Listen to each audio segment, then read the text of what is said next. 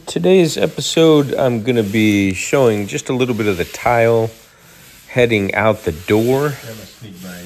We had a 7,800 square foot house to do, so we did quite a bit of carpet upstairs and downstairs, and then this little strip of tile I thought I'd show you. This is actually, let me show you this.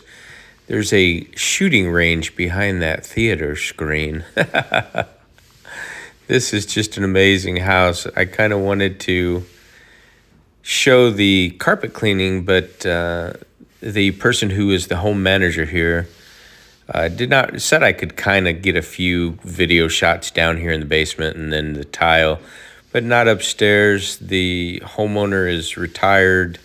This is a vacation home, and he was a high-ranking official in, I think, military or government intelligence agency.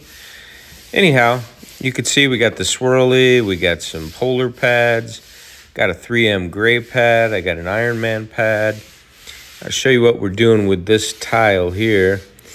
It actually has like a turquoise color grout. I know the camera's not in no justice whatsoever. It looks black. But anyway, I believe it's what they call a tundra gray marble. I believe it originates in Turkey. I've done a few of these. I could be wrong. It could just be porcelain. I didn't ask, but it appears to be what they refer to as a tundra gray marble. And this is kind of that matte look to it. I know while it's wet, it looks shiny, but this is honed. So not polished, it's honed. And it gives it a kind of a cool look. You can use a waterproof or an oil-proof sealer on it. But today we're cleaning. We're using the same product we used to do the carpets, which is basically a 4-gallon jug of water that we mixed 2 ounces per gallon of the Green Dragon. We used 5 ounces of Go Oxy to the whole, so 1.25 ounces or whatever it is per gallon. And then I like to just pre-spray it with my Works lithium battery operated sprayer. Get a good layer in there, let it sit. The peroxide starts to just eat the garbage that's in the grout lines, kind of bubble it up. And then my son took the grout brush you saw there, and he just kind of gets each grout line individually, manually, so we can apply, the pressures that we think are needed, depending on the dirt or soil load. Then I'm coming through, I just go back to the starting point, and I'll use the 3M scrubbing pad to remove all the dirt that's on the surface of the tiles, and it does dig down into some of those grout lines, but most of the cleaning of the grout lines happens with the manual grout brush. And then normally, if I was spraying a lot of solution, I would bring the shop vac in and suck up the slurry. But I have found that the Iron Man pad here, if you've looked at an Iron Man pad, it has all those bumps and ridges on it, and it kind of digs down into the grout line and removes the slurry itself. It does a great job. So I'll go through and I'll pick up all the slurry that I can out of the grout lines.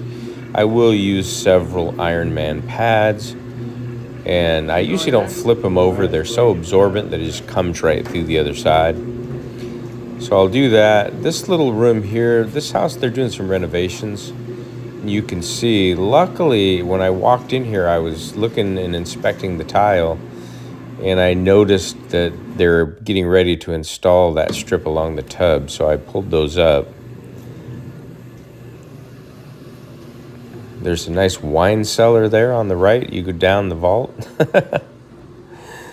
Anyway, we're now going over it with, I think this might be the second, or this might be the second polar pad, just absorbing and drying as much as we can.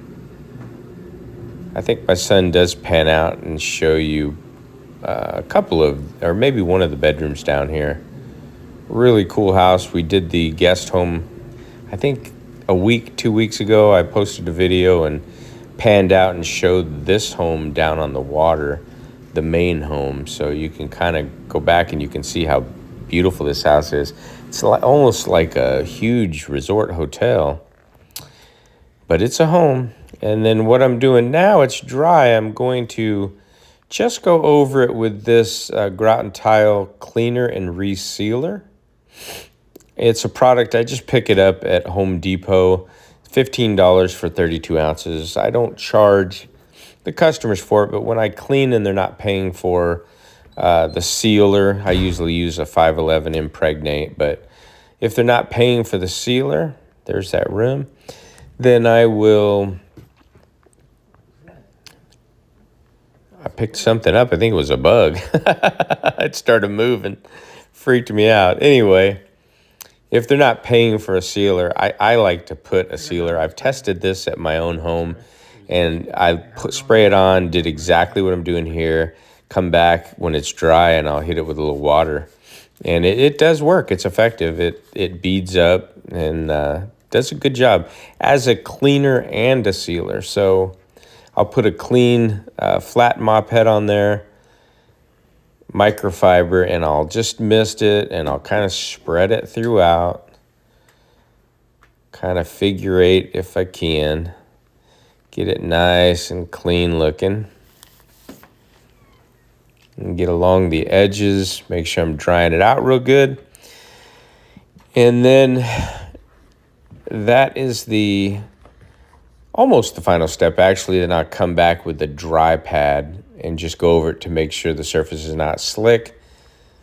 You can see there, beautiful, has that textured look to it. They're still kind of working on that, a little bit damp, using the dry pad now.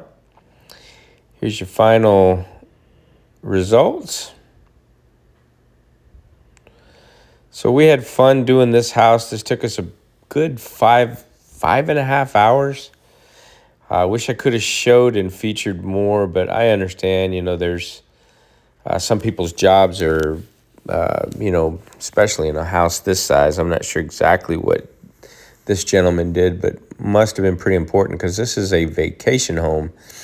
And the guest house, I think I said, was 3,800 square foot up there on the hill that we did. We just did the upper level. They're doing some renovations up there. There's a pond here and right on the water. Just absolutely beautiful. So I'll leave you with a few final pictures. I do want to thank you all for taking a few minutes out of your day to watch our videos. Keeps me motivated when I see those thumbs up. I do try to answer comments. Not right away. I get pretty busy this time of year, but if you leave a comment, I'll try and respond to it as soon as possible. So hope you enjoyed the video, and we'll see you in the next one.